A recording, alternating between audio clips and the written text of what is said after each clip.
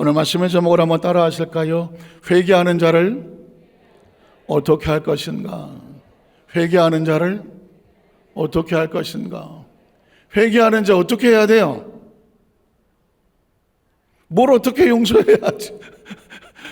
우리가 당연히 머릿속에 회개하는 자를 어떻게 할까? 고민해 본 적 있으세요? 제가 영화 포스터를 하나 보여드릴 텐데요. 금요철에 때 영화 포스터 보여주긴 또 처음이네. 혹시 이 영화 기억하시나요? 밀양이라고 하는 저 여배우가 누구예요? 전도연이죠. 예, 전도연입니다. 예, 극중 여배우가 전도연인데 신혜라는 이름으로 이제 배역을 맡았습니다. 이 신혜는 남편과 결혼해서 아이를 하나 낳았는데 아이가 어린데 남편이 먼저 세상을 떠났습니다. 젊은 나이에 하나밖에 없는 아이를 데리고 이 살아갈 길이 막막해요. 그래서 남편의 고향이 밀양이에요. 그래서 그냥 남편의 고향을 따라서 밀양으로 내려갔습니다. 거기서 어느 정도 살았는데 어느 정도 지나면 포스터가 지나가야 되는데 아직도 전도연이 나오고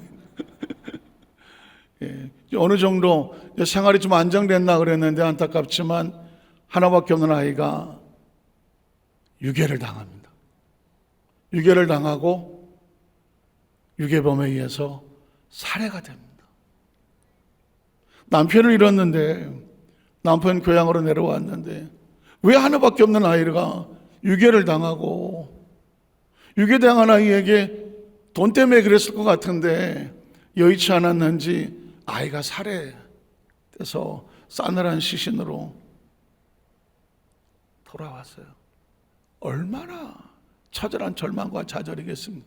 거의 미친 듯이 어떻게 살아야 될지를 몰라. 그러다가 다행히 예수를 믿는 사람이 이웃에 있었어요. 사실 이 영화가 이슈가 됐던 건 뭐냐면 기독교적인 관점에서 신앙이 나오기 때문에 그렇습니다.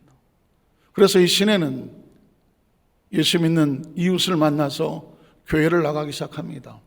교회를 나가서 신앙생활에 대해서 눈을 뜨기 시작을 하고 그리고 크리스천 공동체에서 교제를 하고 거기서 서서히 마음이 치유가 되기 시작하고 은혜도 받고 얼굴에 웃음도 찾고 그래서 생활이 기뻐지기 시작을 합니다.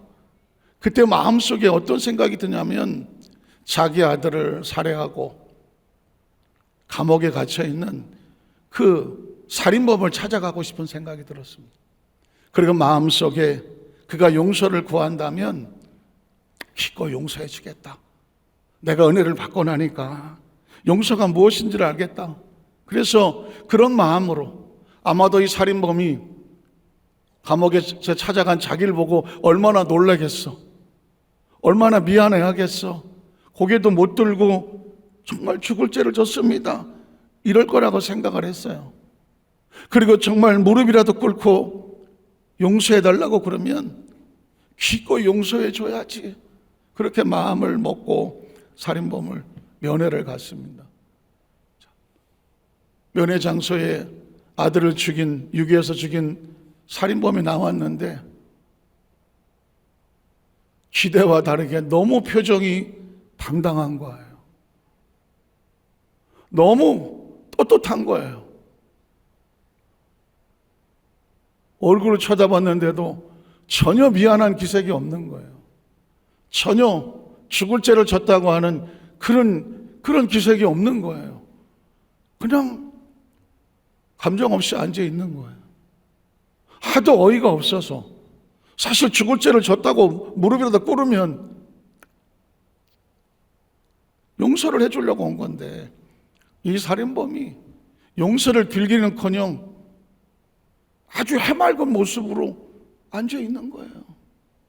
하도 어이가 없어서 자기 생각과는 다르게 왜 내 아들을 유괴했느냐, 내 아들을 왜 죽였느냐, 이 나쁜 놈아, 거기서 막 쌓였던 감정이 쏟아져 나옵니다. 이러려고 온 게 아닌데. 그랬더니 그 살인범이 이렇게 말하는 겁니다. 나도 이 감옥에서 예수를 믿었다고. 이 감옥에서 나도 예수를 믿었는데 하나님이 나를 용서해 주셨다고. 그래서 나는 이제 용서받았다고. 그래서 뭐 이렇게 만났지만 뭐 이렇게 죄책감이 없다고. 하나님 나를 용서했으니까 난 이제 떳떳하다고. 여기서 시내가 이제 충격을 받는 겁니다. 이 영화의 스토리의 핵심은 뭐냐면 내가 용서해 주지 않았는데 어떻게 용서를 받았다고 하면서 내 앞에서 떳떳할 수 있을까? 이 사람을 보고 내가 어떻게 해야 될까? 극중의 전도연은 정말 미치고 환장하고 펄쩍 뛸 그런 심정을 갖게 됩니다. 그리고 막 몸부림칩니다. 하나님, 내가 용서하지 않았는데 하나님이 용서했다고 저렇게 사람을 죽여놓고도 천연덕스럽게 앉아있는 저게 뭐예요, 하나님? 울부짖기를 시작합니다. 그리고 주먹을 쥐고 신은 당신을 용서했는지 모르지만 나는 당신을 용서하지 않았다. 그리고 돌아서서 내려오는 거예요. 물론 그 안에 많은 장면들이 있겠지만 과연 이 영화의 주제는 마지막은 끝을 내지 않아요. 결론은 관객들의 몫입니다. 과연 내 아들을 죽여놓고 감옥에 들어가 있는 살인범이 내 앞에 오래 기간 동안 만났는데 하나님이 나를 용서했는데 내가 당신한테 잘못했다고 빌 게 뭐가 있어? 라고 하는 사람을 만났을 때 과연 이 시내는, 아니 우리 크리스천은 이 사람을 어떻게 대해야 되나? 사실 그때 저 영화가 나왔을 때 굉장한 여러 가지 의견이 분분했습니다. 어떤 사람은 그래, 감옥에서라도 예수를 믿고 회개하고 하나님 앞에 용서를 받았다고 마음의 평안을 얻어서 앞으로 잘 살면 되지, 이렇게 생각하는 사람이 있을 수도 있고, 신의 입장에서 볼 때는 아니 하나님 앞에 용서를 받았다고 저렇게 떳떳하게 하면서 내 앞에서 내가 뭐 당신한테 용서 비할 게 뭐 있냐라고 천연두섭게 웃고 있는 과연 저 사람을 어떻게 소화시킬 것인가? 이 부분에 대해서 기독교적인 용서는 과연 무엇이냐라고 사회인들에게 퀘션을 던졌던 거죠. 사실은 그 영화 앞에서 누가 뭐라고 어떻게 결론을 내리겠습니까? 왜냐하면 당사자인 시내는 난 도저히 용서할 수 없다. 내가 용서를 안 했는데 극중에서는 이제 신이라고 표현하죠. 그냥 하나님이라는 표현을 빼고, 그래서는 신이 당신을 용서했다고 당신이 자유로울 수 있겠느냐? 내가 당신을 용서하지 않았는데, 이렇게 끝나는 거예요. 사실 이 문제는 크리스천 입장에서 볼 때는 곤혹스럽기 짝이 없죠. 왜? 이런 상황이 쉽게 만날 수 있는 상황은 아니지만 실제로 영화 속에서 이런 문제를 던졌을 때 이거 어떻게 해석해야 될까라고 하는 문제를 고민해 보지 않을 수가 없는 거거든요. 오늘 고린도 교회에 보면 사실은 이와 비슷한 상황이 벌어졌습니다. 교회에 큰 분란을 일으키고 죄를 짓고, 그 죄가 조금 더 쉽게 설명하면 성적인 타락과 음행을 하고 이런 사람들이 발견이 되고, 그 사람에 대해서 바울이 심하게 질책을 하고 그분에서 꾸짖고, 이런 부분에서 교회에서 징계를 했습니다. 그 징계를 받은 사람들이 보고 두 종류로 나눠지는 겁니다. 야, 그 정도면 됐다.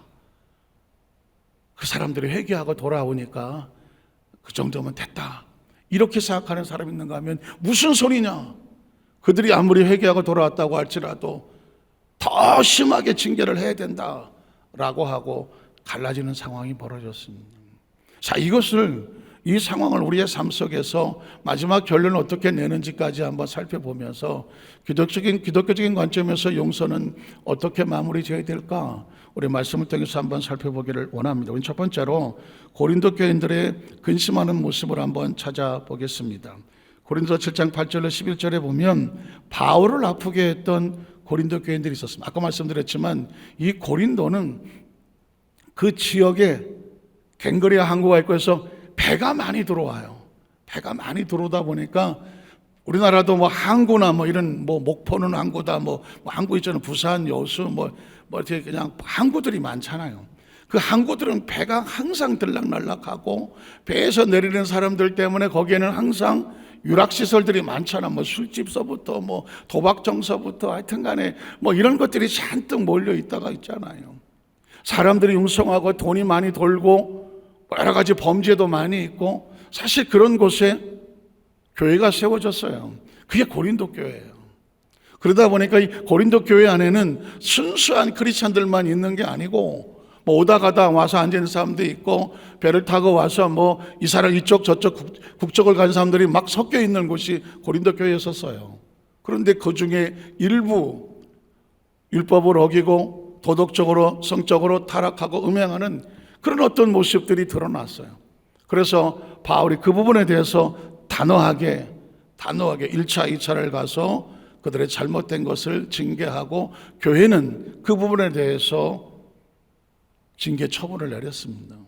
여기서 근심하게 했다는 얘기는 뭐냐면 그걸로 인하여서 바울은 그 사람들에게 잘못된 것을 지적을 했고 이 지적 사실은 목회자가 바울의 입장에서도 그렇지만 목회자가 어떤 성도에게 당신 그거 틀렸어 말하기 쉬울까요? 어려울까요? 말하기 쉬울까? 어려울까? 그런 거 말하려면 목숨 걸고 해야 돼. 목숨을 걸고 하거나 내가 진짜 저 사람을 살려야 되겠다. 아주 그냥 작정해서 하지 않는 한 목회 현장에서 당신 이거 틀렸습니다 말하기는 결코 쉽지 않아요. 바울은 이건 너무 도덕적으로 완전히 타락해버린 것 같아. 이건 안 되겠다. 물론 도저히 안 될 부분에 대해서는 교회에서 징계를 하죠. 교회 징계법이 있어요.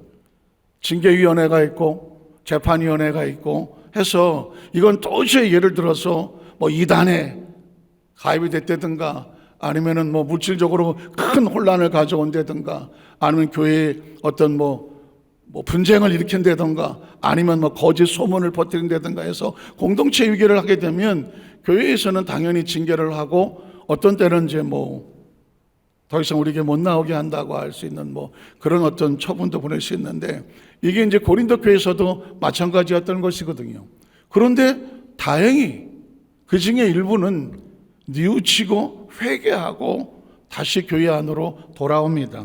자, 고린도 7장 8절로 11절에 보면 그러므로 내가 편지로 너희를 근심하게 한 것, 근심하게 했다는 얘기는 책망하고 권면하고 그건 아니다 라고 그들의 죄를 지적한 거예요.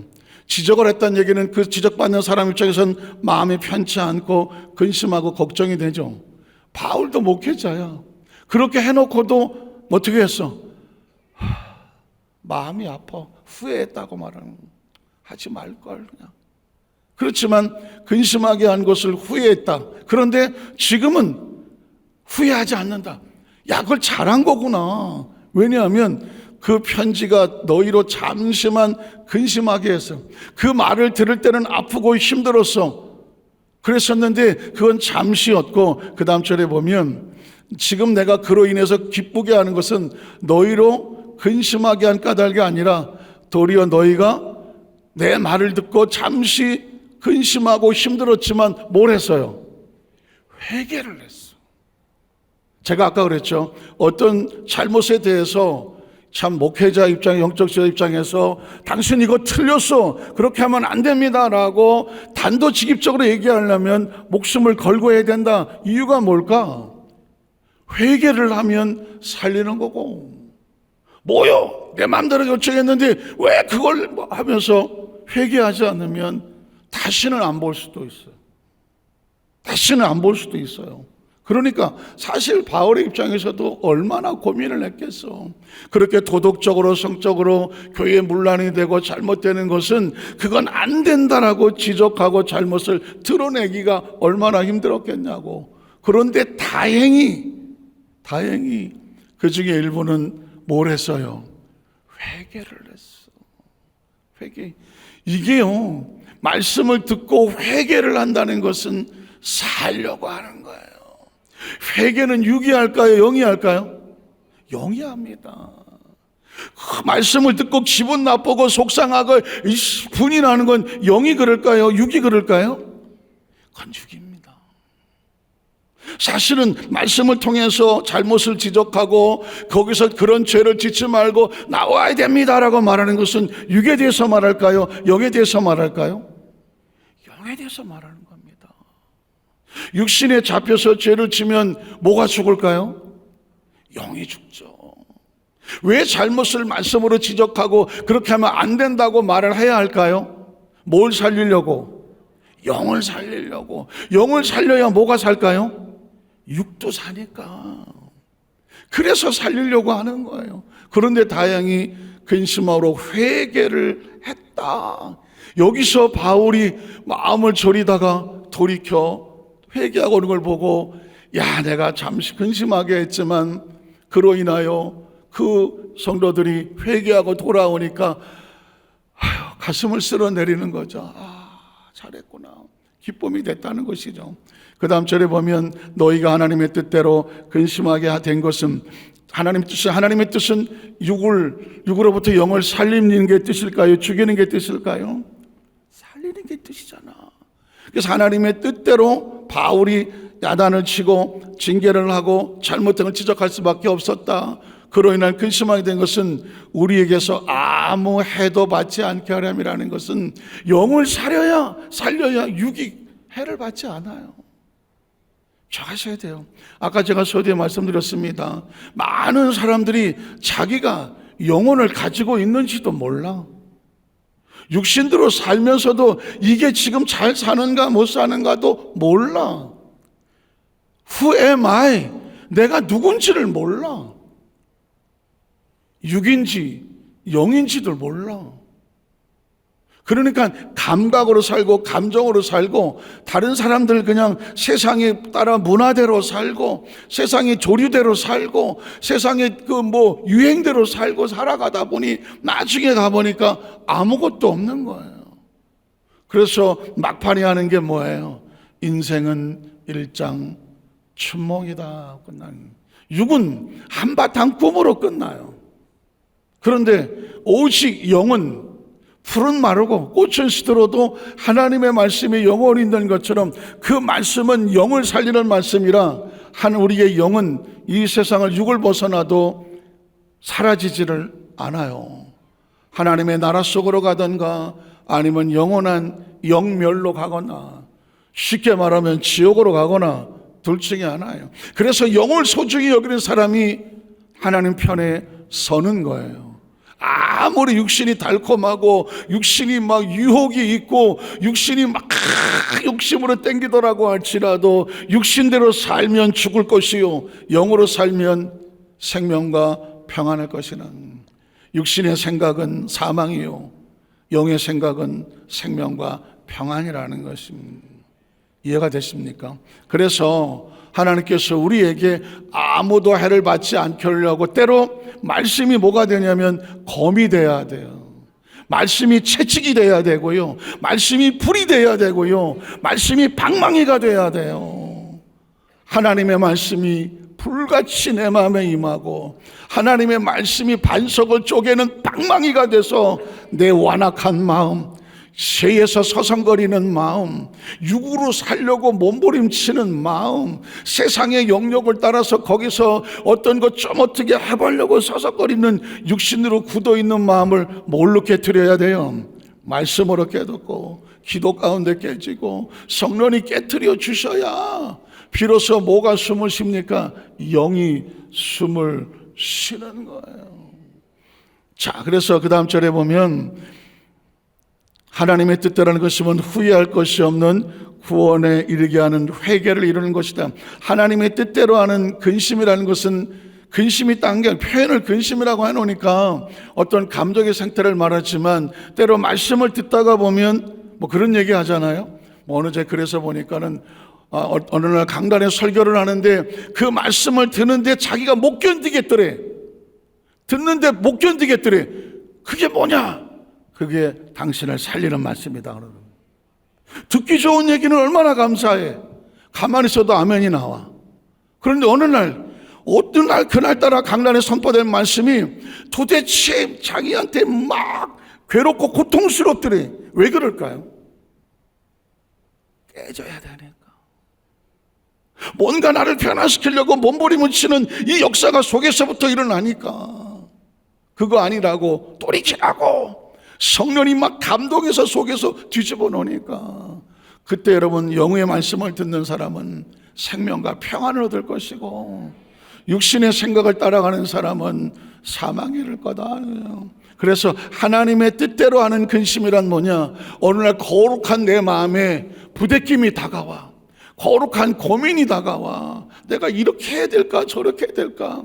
이건 성령님께서 원하시는 건 같은데, 성령님의 감동인데 내가 성령대로 살아야 될까, 아니면 내가 하고 싶은 육신의 생각으로 살아야 될까. 이 갈등이 있어야 돼요.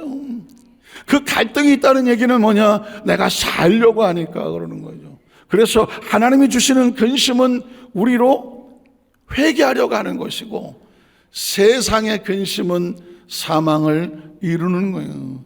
예를 들어서 육신적으로 욕심을 갖고 목표를 가지고 육신대로 살려고 몸부림을 쳤는데 이것도 안 되고 저것도 안 돼서 세상적인 근심을 갖는 건 결국 사망을 이루는 것이다. 마지막 11절은 보라, 하나님의 뜻대로 하게 된 이 근심, 이게 하나님의 뜻대로 하게 된 근심이란, 어느 날 이 말씀이 나에게 부딪혀서 나로 하여금 몸부림치게 하고 붙잡고 밤새도록 구로하면서 마치 어린아이를 낳는 것처럼 하나님 앞에 네가 네 뜻대로 살래, 내 뜻 안에 들어올래 몸부림을 치면서 하나님 힘들면서 결국 하나님의 뜻대로 내가 달려가게 하는 그 근심은 뭐냐?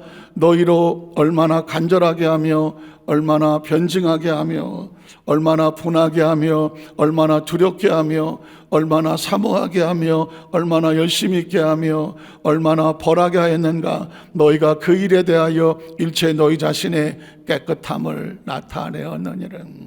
여러분 보십시오. 씻겨지는 과정 없이 깨끗해지는 것은 없습니다. 깨어지는 과정 없이 고운 가루가 되는 것은 없습니다. 그러니까 때로 여러분 하나님 앞에서 내가 지금 영적으로 잘 살고 있으면 더 은혜가 충만하면 되지만, 삶이 어떻게 항상 그래요.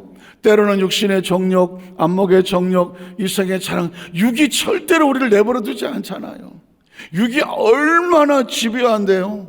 육이 어마어마하게 집요합니다. 그리고 대부분의 사람들은 이게 육신의 정욕인지를 몰라요. 안목의 정욕인지를 모른다고요. 육신의 자랑인지를 몰라. 왜? 그냥 내 욕심, 내가 하고 싶은 건 내 마음, 내 감정, 내 심정인 줄 알아요.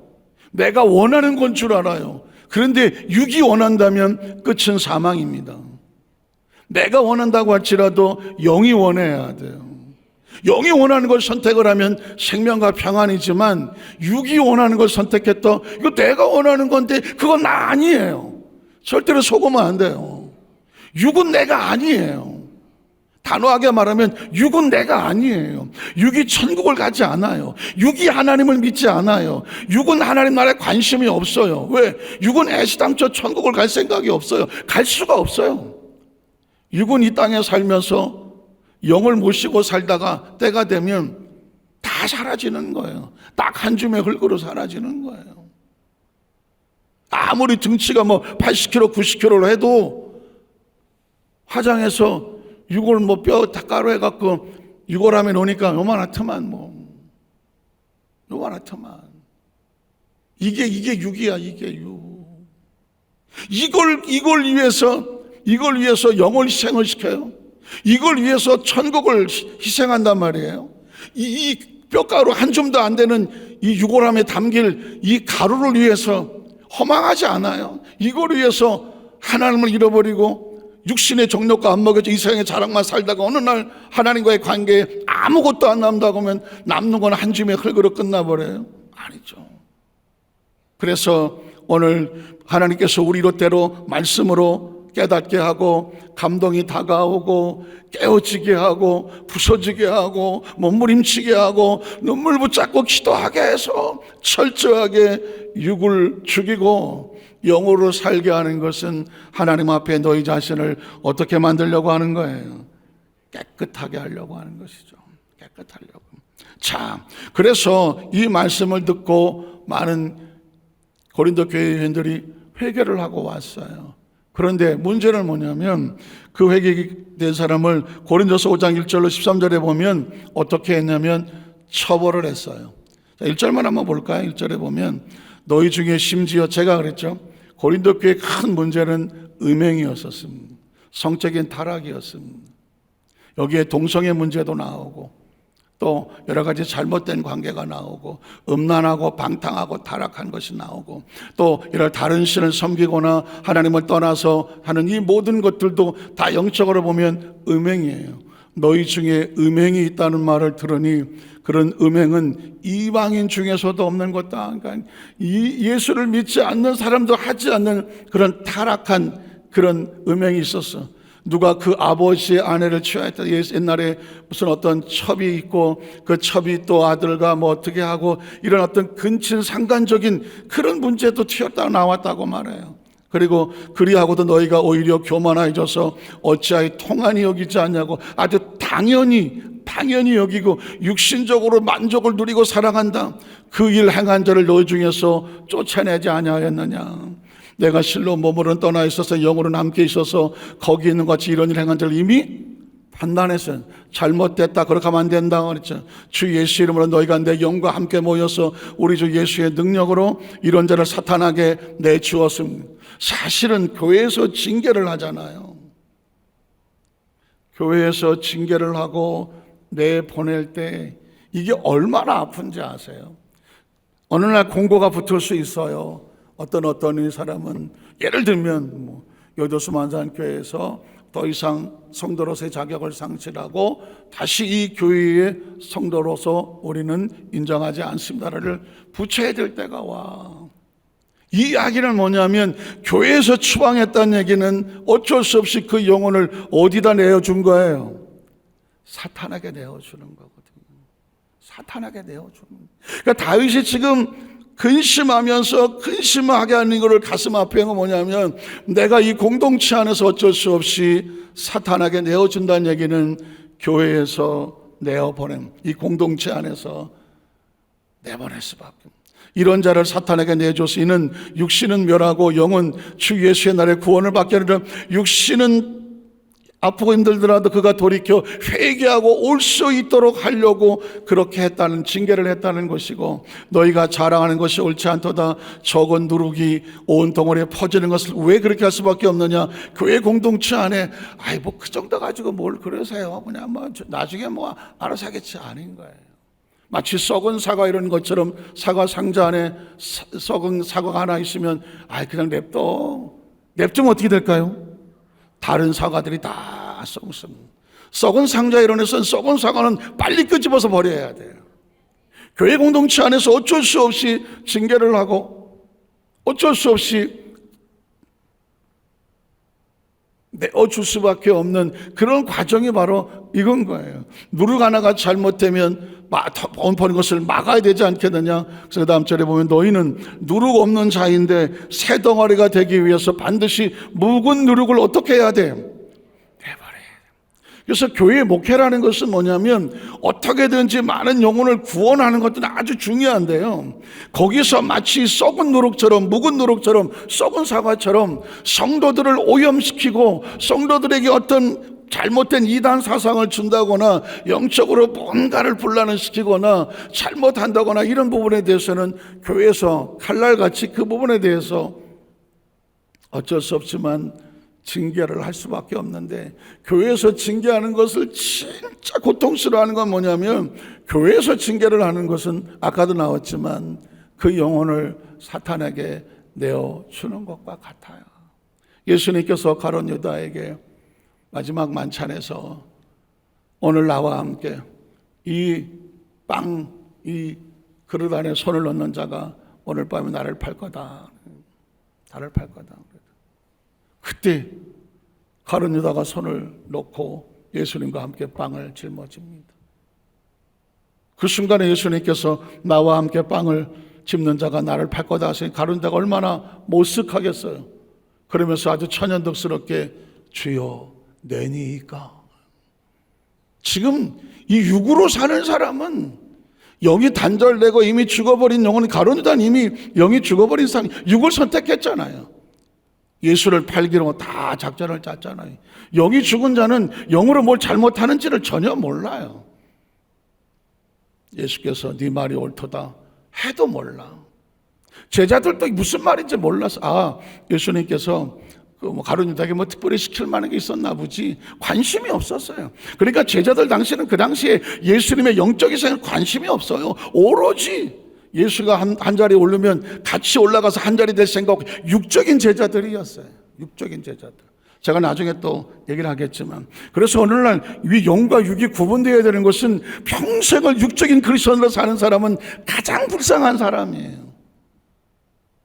어느 날 하나님께서 성령 체험을 하든 회개를 하고 깨달아져서 다시 영적인 체험으로 돌아왔을 때 비로소 영혼이 깨어날 때 육신을 십자가에 거들어 놓고도 전혀 개의치 않고 영혼의 자유함을 누릴 때 예수 베드로처럼 자신의 육체를 거꾸로 십자가에 매달아 놓기를 전혀 개의하지 않고 그 말씀에 순종하고 영혼을 위해서 자신의 생명을 던질 때 비로소 육은 처참하게 십자가에 걸려 있지만 자기 영은 얼마나 자유롭겠어요.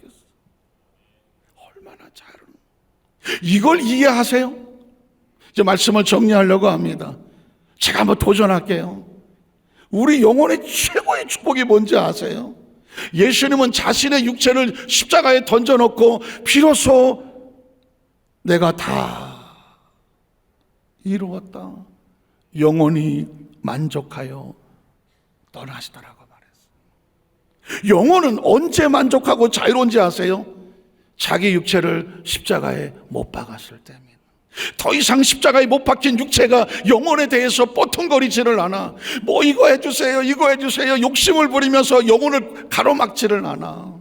육이 있을 때, 육이 살았을 때 영혼을 고통스럽게 하는 거야. 야, 무슨 철회 예배를, 아이고, 야, 봉사는, 아이고, 주일 예배는.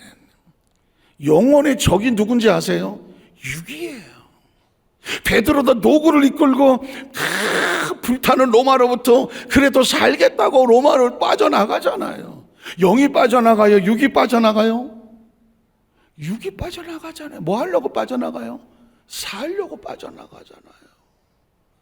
그때 예수님이 거꾸로 로마를 향해 들어가잖아요. 베드로가 예수를 보면서 쿠오바디스 도미네, 주여 어디로 가세요? 베드로 여기 있어요. 베드로 어디를 가세요? 예수님이 베드로 얼굴도 쳐다보지 않죠. 육으로 살려고 하는 얼굴은 볼 필요도 없어요. 나는 네가 버리고 떠나는 저 로마에 있는 내 백성을 위해서 다시 십자가에 못 박히러 간다. 난 그냥 영화의 스토리 한 정목으로 쿠어바데스 도민의 주여 어디로 가시나 하니까 그걸로 알았어.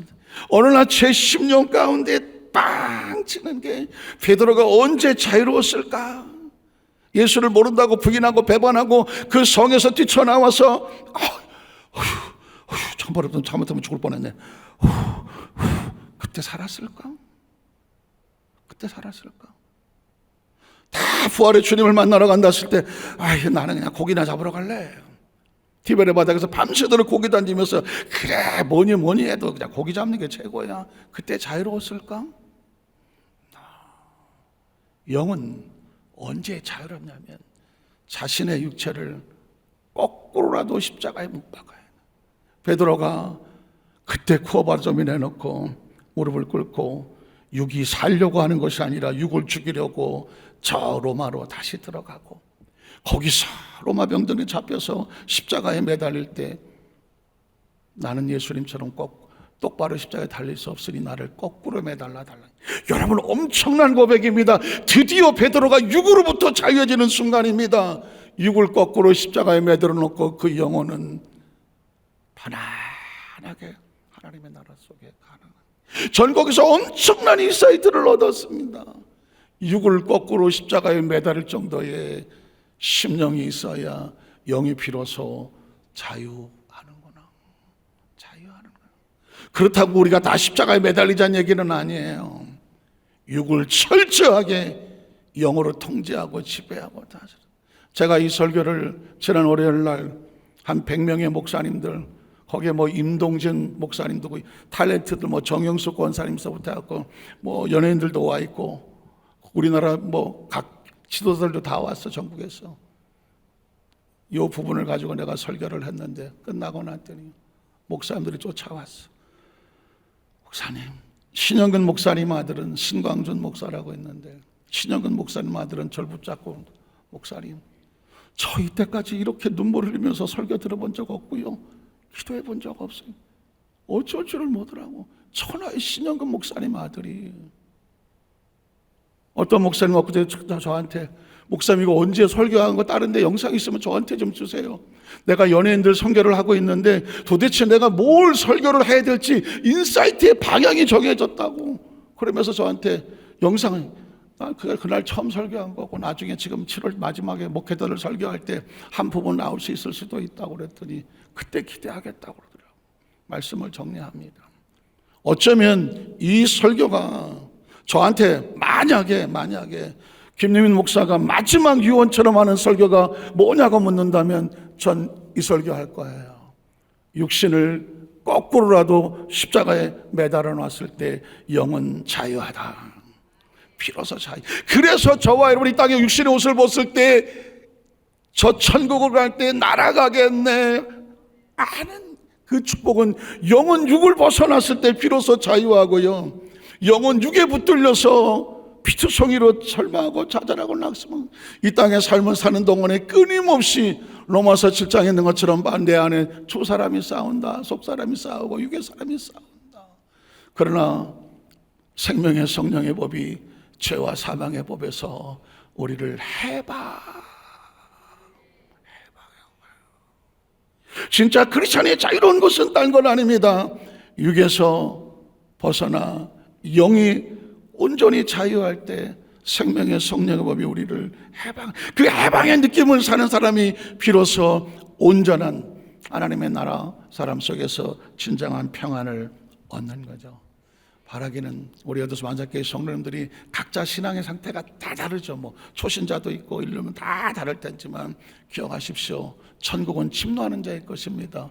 말씀을 귀 있는 사람이 듣고 깨달아서 철저하게 누가 먼저 육을 죽이는가, 누가 먼저 영적으로 육을 통제할 수 있는 영적 강자가 되는가, 그때 주시는 하나님의 놀라운 그 영적 세계의 자유와 평안함이 우리 모든 성도들 가운데 충만하시기를 주님의 이름으로 축원합니다. 기도하겠습니다. 전능하신 하나님 아버지,